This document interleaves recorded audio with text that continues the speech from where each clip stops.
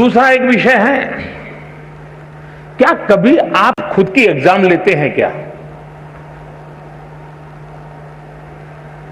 आप अपनी एग्जाम भी तो कभी लीजिए, कोई आपकी एग्जाम क्यों ले? जैसे मैंने शायद मेरी जो किताब है एग्जाम वॉरियर, उसमें एक जगह पे लिखा हुआ है कि आप कभी एग्जाम को ही एक चिट्ठी लिख दो, हे डियर एग्जाम, और उसको लगो तुम क्या समझते हो, मैंने ये तैयारी की है, मैंने ये तैयारी की है, मैंने ये मेहनत की है, मैंने इतना प्रयास किया है, मैंने ये पढ़ा है, मैंने ये लिखा है, मेरी इतनी नोटें भरी हुई है, मैं टीचर के साथ इतने घंटे बैठा हूं, मैंने मम्मी के साथ इतना समय बिताया है, मैं मेरे पड़ोसी के छात्र ने अच्छा काम किया तो उसके जाकर, अरे मैं इतना सीख करके आया हूं, तुम कौन होते हो मेरा मुकाबला करने वाले?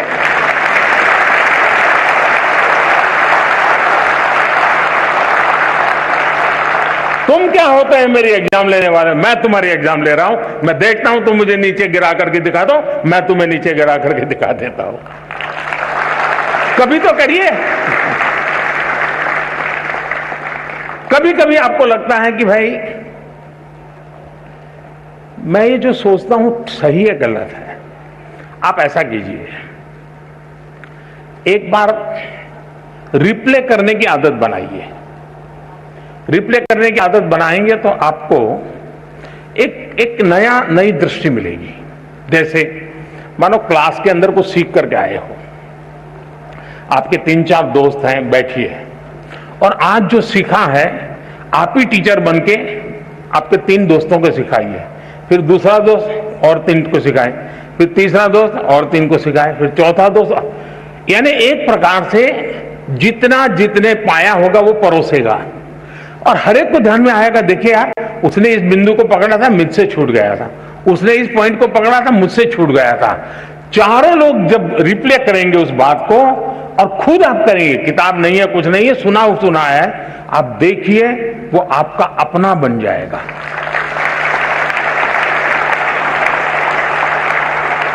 आप चीजों को, अब आपने देखा होगा कहीं कोई घटना घटी हो, बड़े बड़े पॉलिटिकल लीडर को भी ये टीवी वाले खड़े हो जाते हैं ना डंडा लेकर के, और आपने देखा होगा वो जवाब देने में इधर उधर हो जाते हैं। कुछ लोगों को तो पीछे से प्रॉम्प्टिंग करना पड़ता है, आपने देखा होगा। लेकिन एक गांव की महिला है, कहीं एक्सीडेंट हुआ है और कोई टीवी वाला पहुंच गया, उसने बेचारी को टीवी क्या है मालूम भी नहीं है और उसको पूछ लिया। आप देखिए बड़े आत्मविश्वास के साथ वो सारा वर्णन कर देती हैं, कैसा हुआ था, फिर ऐसा हुआ था, फलाने आए थे, डिगने आए थे, ऐसा, यानी परफेक्टली चीजों बता। क्यों? क्योंकि उसने जो अनुभव किया उसको वो आत्मसात कर लेते हैं और उसके कारण उसको रिप्ले बड़ी आसानी से कर लेते हैं। और इसलिए मैं मानता हूं कि आप अपने आप को खुले मन से इन चीजों से जोड़ेंगे तो कभी भी निराशा आपके दरवाजे पर दस्तक नहीं दे सकती है।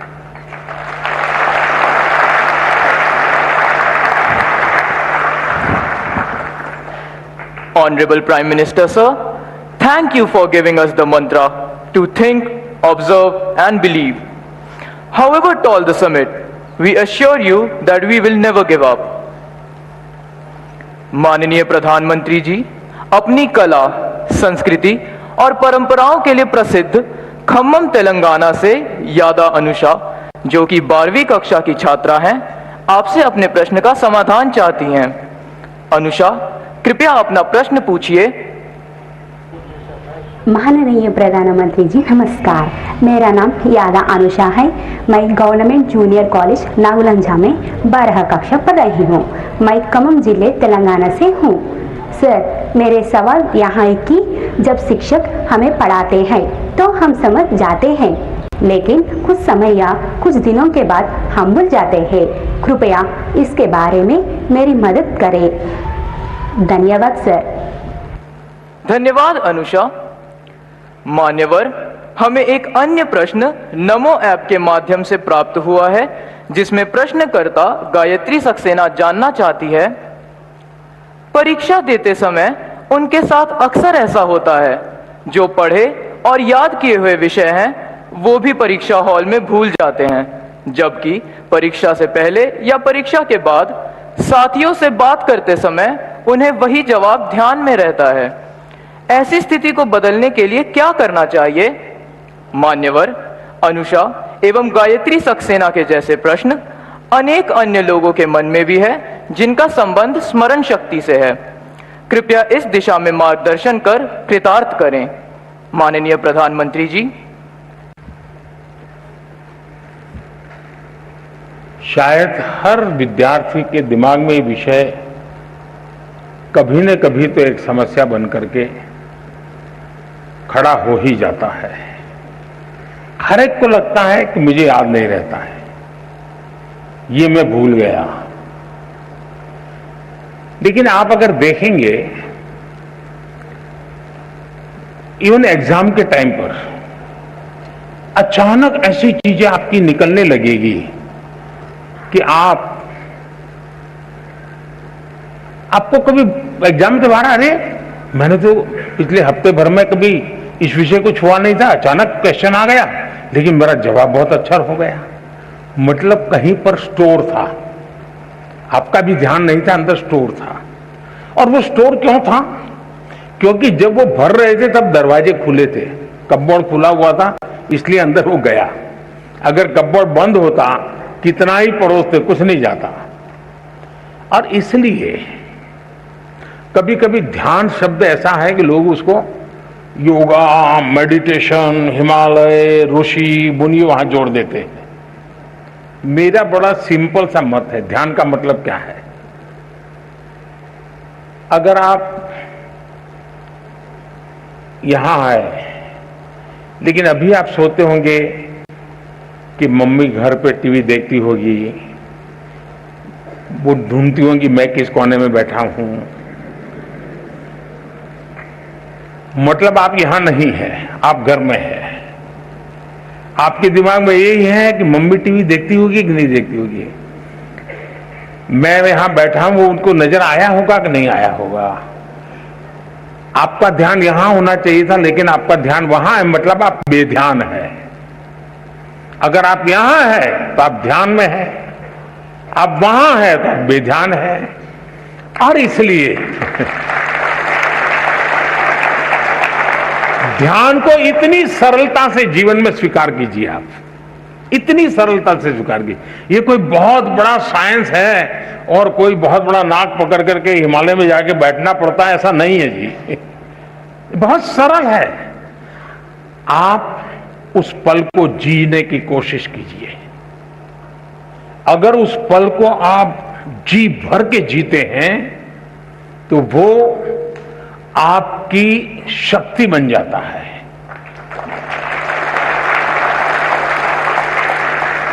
बहुत से लोग आपने देखे होंगे सुबह चाय पीते रहते होंगे, अखबार पढ़ते होंगे, परिवार के लोग कहते हैं अरे पानी गर्म हो गया, चलो जल्दी नहाने के लिए चलो। नहीं नहीं मुझे अखबार पढ़ना है। फिर कहेंगे नहीं नहीं नाश्ता गर्म है, ठंडा हो जाएगा, फिर भी कहें नहीं मुझे अखबार पढ़ना है। कभी उन माताओं से मैं कहता हूं जो घर में ऐसी परेशानी करते हैं उनको जरा शाम को पूछो कि आज अखबार में क्या पढ़ा था। मैं 99% लोग बताता हूं वो नहीं कह पाएंगे कि आज के अखबार की हेडलाइन क्या थी।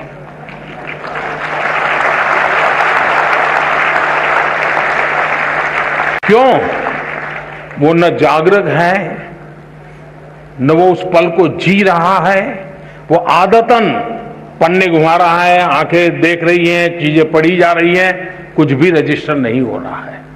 और अगर रजिस्टर नहीं हो रहा है तो मेमोरी चिप में जाता नहीं है। और इसलिए आपके लिए पहली आवश्यकता यह है, आप जो भी करें उससे उस वर्तमान को, और मेरा अभी भी मत है कि परमात्मा की इस सृष्टि को सबसे बड़ी कोई सौगात है। अगर मुझे कोई पूछेगा तो मैं कहूंगा वो सौगात वर्तमान है।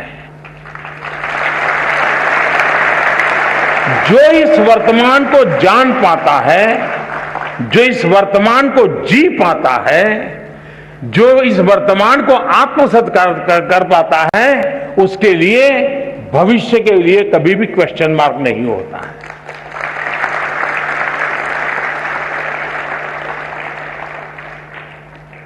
और मेमोरी का भी यही कारण है कि हम उस पल को नहीं जीते हैं और उसके कारण हम उसको गवा देते हैं। दूसरा, मेमोरी का जीवन से संबंध होता है। सिर्फ एग्जाम से है ये सोचोगे तो फिर तो आप उसकी कीमत ही नहीं समझते हैं, उसका मूल्य ही नहीं समझते हैं।